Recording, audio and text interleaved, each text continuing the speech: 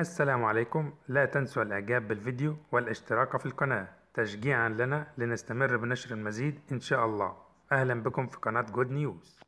السلام عليكم ورحمة الله وبركاته. تعرف على موعد مباراة الاتفاق ضد الفتح في الدوري السعودي. القناة ناقلة معلق المباراة.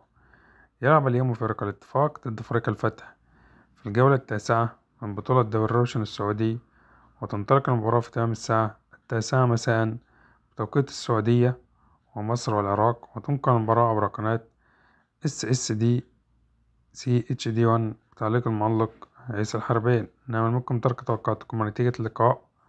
شكرا لكم على حسن المشاهدة، ولا تنسوا أن تشتركوا معنا في القناة والإعجاب بالفيديو. وما توقعاتكم لبطل دوري الروشن السعودي في هذا الموسم؟